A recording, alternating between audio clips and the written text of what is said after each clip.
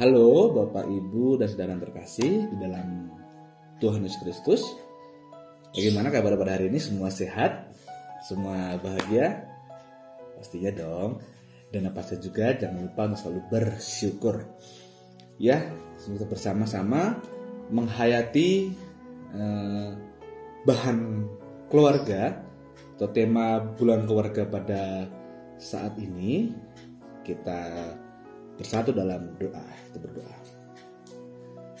Ya Tuhan, terima kasih untuk kehangatan-Mu dalam keluarga kami, sehingga kami dalam keluarga dapat saling memahami, dapat saling menyayangi, dapat saling menghidupi, sehingga itu semua berkat karena curahan kasih setia-Mu. Dan Tuhan, jika sebentar kami hendak merenungkan tentang bahan bulan keluarga, kiranya Tuhan yang hadir tengah-tengah kami, sehingga keluarga kami semakin menjadi keluarga yang bertumbuh kembang dengan baik. Kami serahkan kehidupan kami ke dalam pengasihan-Mu, Tuhan Yesus Kristus, yang Juru Selamat kami yang hidup. Amin. Ya Bapak Ibu dan saudara yang terkasih dalam Tuhan Yesus Kristus, pada saat ini kita akan bersama-sama menghayati, memaknai bulan keluarga yang bertemakan Tuhan pulihkan keluargaku, dengan subtema mengelola luka batin untuk ikut memulihkan sesama. Pada bulan keluarga pada tahun ini bertemakan tersebut. Dan sekarang kita akan memulai mengupas tentang bahan keluarga tahun ini, dimulai dengan pengantar. Tema bulan keluarga 2021 ini adalah Tuhan pulihkan keluargaku, dan bersubtemakan mengelola luka batin untuk ikut memulihkan sesama. Tema ini dipilih atas dasar kesadaran bahwa di dalam perjalanan kehidupan rumah tangga yang bertahun-tahun bahkan puluhan tahun, tentu saja ada hal-hal yang melukai batin, baik secara sadar maupun tidak, baik dalam skala yang kecil ataupun skala yang besar.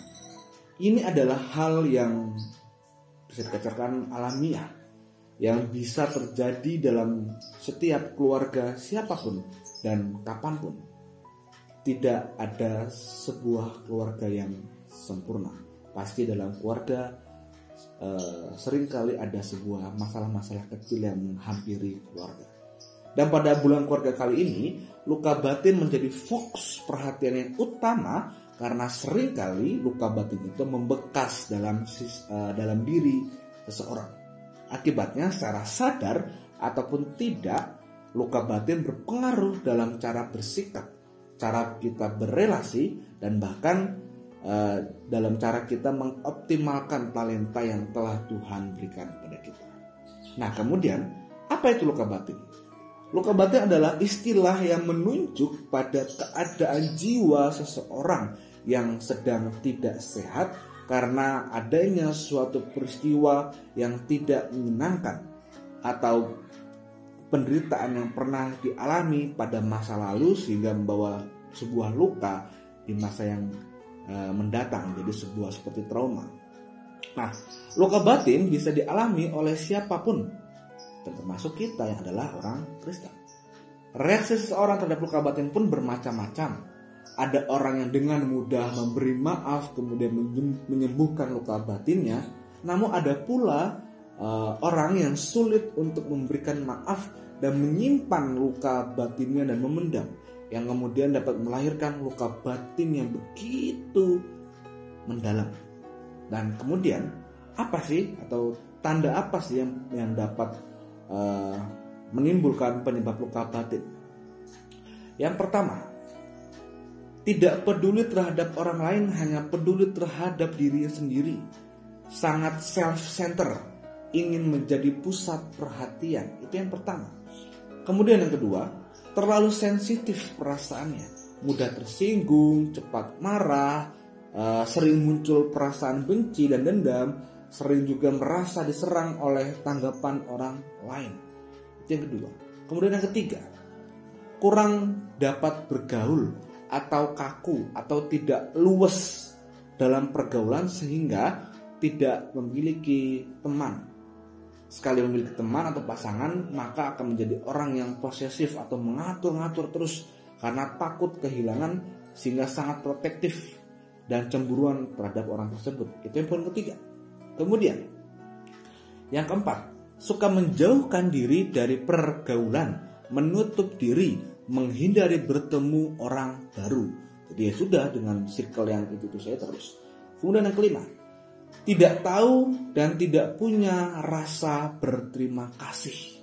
Nah, ketika hal ini sangat tidak baik ketika kita terlalu cuek. Bahkan ketika ada orang memberikan kita sesuatu, kita acuh, kita tidak memberikan terima kasih pada orang tersebut. Itu yang kelima.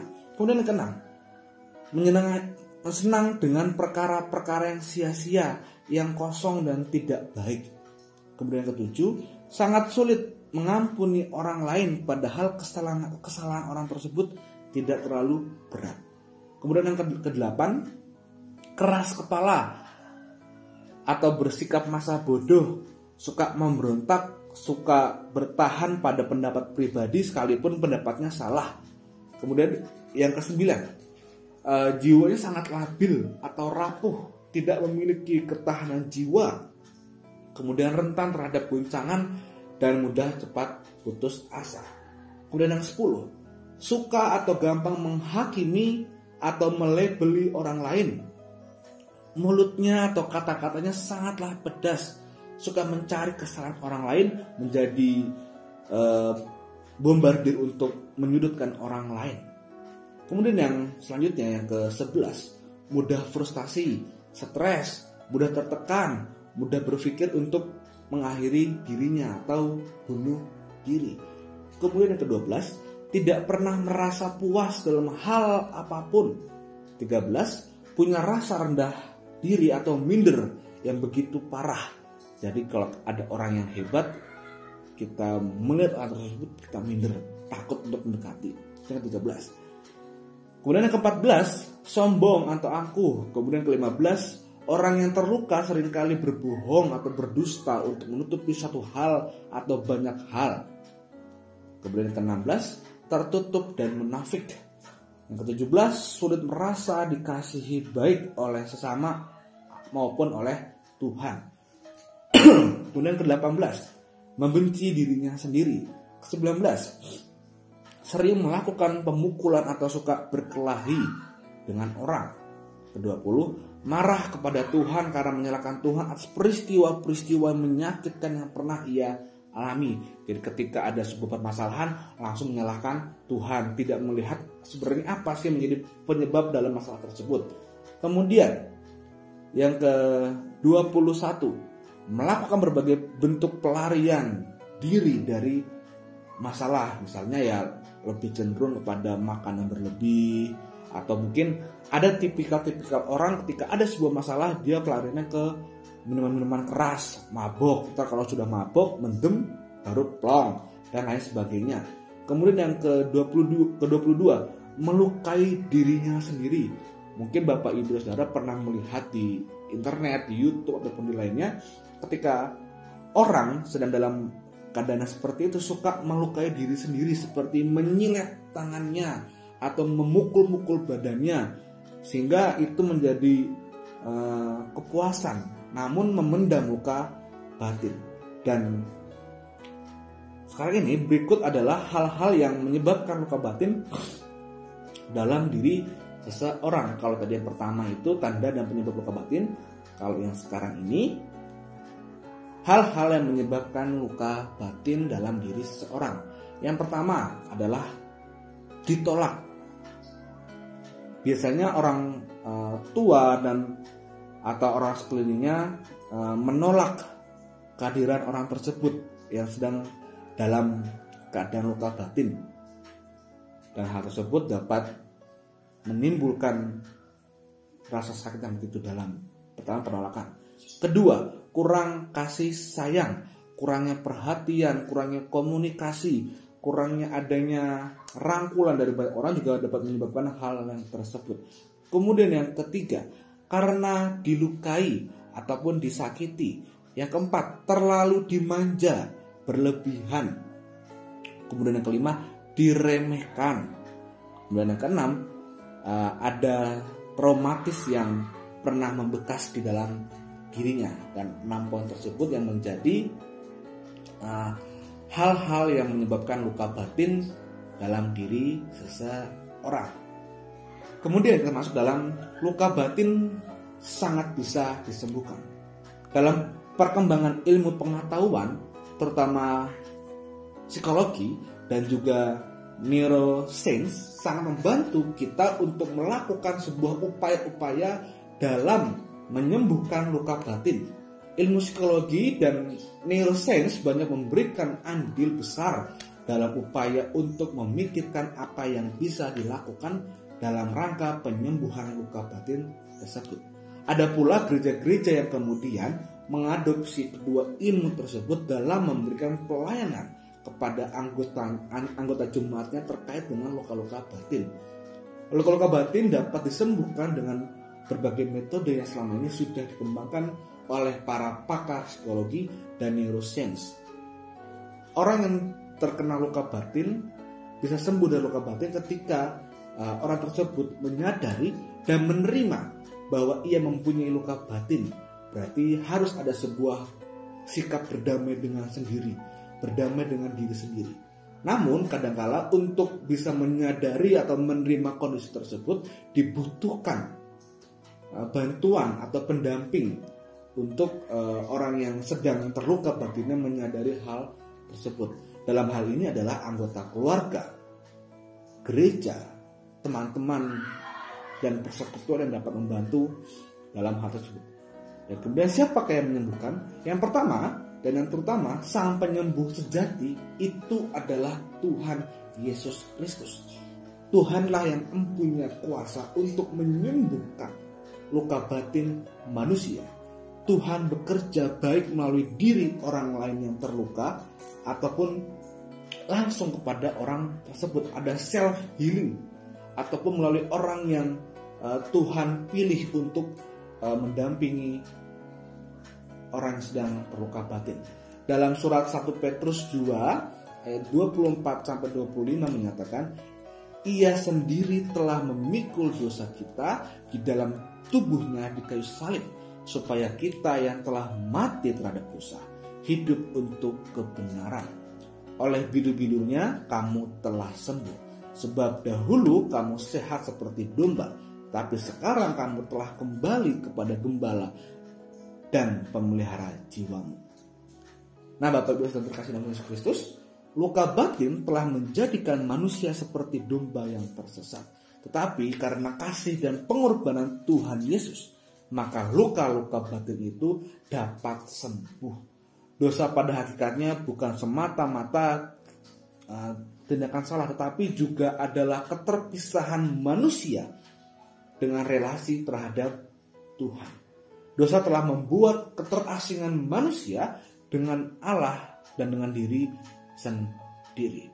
Dan tentang hal tersebut Rasul Paulus pernah berkata, sebab apa yang aku perbuat aku tidak tahu, karena bukan apa yang aku kehendaki yang aku perbuat, tetapi apa yang aku benci itulah yang aku perbuat. Dalam Roma 7 ayat 15. Dan perkataan Rasul Paulus tersebut memperlihatkan bahwa ia punya luka batin yang membuatnya mengalami sebuah konflik yang sungguh luar biasa dalam batinnya.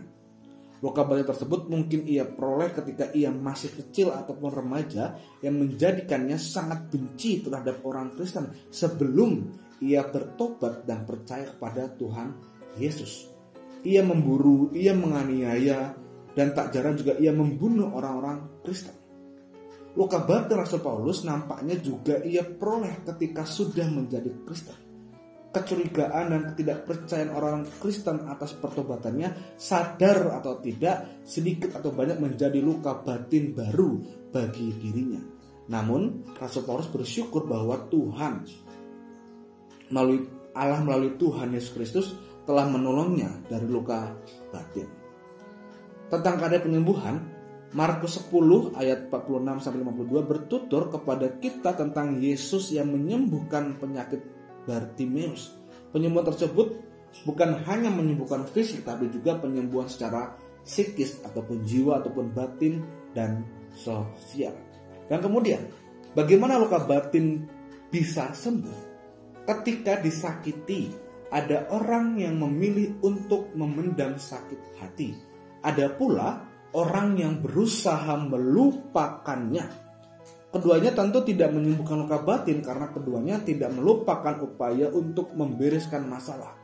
Akibatnya hidup akan diwarnai dengan rasa curiga, takut pada orang lain, khawatir, serta terus-menerus merasa sedih dan tertekan dan merasa bahwa dirinya yang betul-betul mengalami sebuah sakit. Dan berikut adalah 4 langkah yang bisa dilakukan agar orang mengalami proses kesembuhan luka batin. Yang pertama, terbuka, mengakui dan menerima. Setiap orang yang mau sembuh dari luka batinnya maka harus bersikap terbuka dan mau mengakui dan berbicara tentang memberi tempat pada kuasa Tuhan dan firman Tuhan untuk secara luas bekerja menyembuhkan luka batin. Yang pertama. Yang kedua, memahami, mengampuni, dan mendoakan. Artinya, kita diajak untuk memahami orang yang menyakiti hati kita, mengampuni mereka dan berdoa untuk mereka. Itu yang ketiga. Yang kedua. Yang ketiga adalah sadarilah bahwa Tuhan mengasihi kita. Tuhan bahkan telah mengasihi kita ketika kita masih berdosa. Keempat, mengisi hati dengan firman Tuhan. Dalam Mazmur 119 ayat 28 mengatakan, jiwaku menangis karena duka hati, teguhkanlah aku sesuai dengan firman-Mu. Nah, sang pemazmur menyadari perlunya firman Tuhan untuk menghibur dan menyembuhkan setiap luka hati dalam diri manusia. Manusia bisa menghibur tetapi itu tidak kekal. Tapi firman Tuhan itu hidup dan kekal yang mampu memberikan sebuah sukacita dalam diri setiap manusia.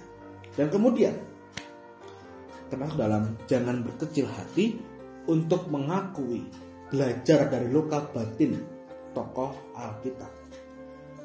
Kadang orang berkecil hati untuk mau mengakui kalau ia punya luka batin. Kita bersyukur bahwa Alkitab juga bertutur tentang orang-orang yang bergumul dengan luka batin. Melukai dan dilukai adalah hal yang bisa terjadi dalam hidup ini. Yang penting adalah kita mau berusaha untuk sembuh. Dan berikut ini adalah beberapa tokoh Alkitab yang pernah bergumul dengan luka batin. Pertama, Benyamin, anak bungsu Yakub dari Rahel. Rahel meninggal dengan sangat kesakitan ketika melahirkannya. Karena itu dia diberi nama Ben-Oni oleh ibunya, artinya anak kedukaan. Namun pada akhirnya oleh ayahnya namanya diganti dengan nama Benyamin yang artinya anak yang mendatangkan kebahagiaan. Benyamin mengalami luka batin sejak lahir. Ia selalu merasa dirinya disalahkan atas kematian ibunya, apalagi ayahnya lebih menyayangi Yusuf kakaknya. Akibatnya Benyamin berperilaku seperti serigala, agresif dan menyendiri, tapi ia juga suka menolong orang lain. Kemudian yang kedua adalah Yusuf anak Yakub. Setelah berdamai dengan saudaranya dan luka batinnya sembuh, Yusuf bisa memandang jauh ke depan. Ia bisa memeluk Benyamin adiknya dan bisa meraih kebahagiaan. Ia bisa mencairkan kebekuan yang selama ini terjadi dalam hubungannya dengan saudara-saudaranya. Relasi mereka dipulihkan menjadi relasi yang sehat. Kemudian yang ketiga, Yefta. Ia adalah seseorang yang gagah perkasa. Ia adalah anak Gilead, adalah seorang dari suku Manasye yang dihormati, tapi ibunya adalah seorang pelacur. Yefta mengalami luka batin sejak kecil. Ia dihina karena status ibunya. Luka batinnya bertambah dan semakin bertambah setelah diusir oleh saudaranya. Dan Yefta mengalami sebuah penolakan dari lingkungan. Kemudian Yabes, keturunan Yehuda. Ia terkenal karena doanya dikabulkan oleh Tuhan. Nama Yabes artinya penderitaan atau duka cita. Karena sewaktu melahirkan, sang ibu mengalami sebuah kesakitan yang luar biasa. Yabes adalah seorang yang mengalami luka batin. Hidupnya tertolak sejak kecil, namun Yabes berhasil memulihkan luka batinnya sehingga hidupnya dapat sukses dan diberkati oleh Tuhan. Kemudian kelima, penyembuhan luka batin Petrus oleh Yesus.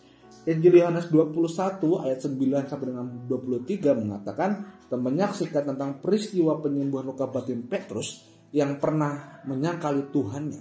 Penyangkal tersebut menggoreskan penyesalan di hati Petrus. Namun ketika Yesus sudah bangkit, ia memulai penyembuhan batin Petrus dengan membawanya kepada kenangan tentang saat-saat penyangkalannya. Kemudian yang keenam, Saulus yang diubahkan Tuhan menjadi Paulus. Dulunya, Saulus adalah penganiaya dan pembunuh para pengikut Yesus. Namun ketika ia mengalami perjumpaan pribadi dengan Tuhan dan mengalami sebuah mukjizat kesembuhan batin, hidupnya pun berubah. Jiwanya yang dahulu penuh dengan kepahitan dan kebencian, kini dipenuhi dengan kasih dari Tuhan. Hingga akhir hidupnya ia justru memberikan hidupnya bagi pekerjaan kerajaan Allah. Bapak Ibu dan saudara terkasih dalam Tuhan Yesus Kristus, dan saat ini kita pada bagian terakhir itu penutup. Kiranya uraian dalam bahan dasar tentang bulan keluarga ini dapat menyiapkan dan mengembangkan diri kita di dalam keluarga, dalam masa bulan keluarga, bahkan selepas dari masa bulan keluarga ini, dan kiranya Tuhan yang adalah sumber damai sejahtera menguduskan kita sekalian dan hidup dan tumbuh dalam keluarga kita, sehingga keluarga kita betul-betul dihangatkan dan memiliki damai sejahtera yang melampaui segala akal, akan memelihara hati dan pikiran kita dalam Tuhan Yesus Kristus. Selamat berpulih, selamat bertumbuh dalam keluarga dan menjadi keluarga yang betul-betul menghidupi satu sama lain dan sekitarnya. Amin. Demikianlah bahan dasar di dalam bulan keluarga ini, dan kiranya kita sekalian dapat dipulihkan oleh Tuhan dan dapat mengelola luka batin kita bersama untuk saling menyembuhkan. Tuhan Yesus memberkati.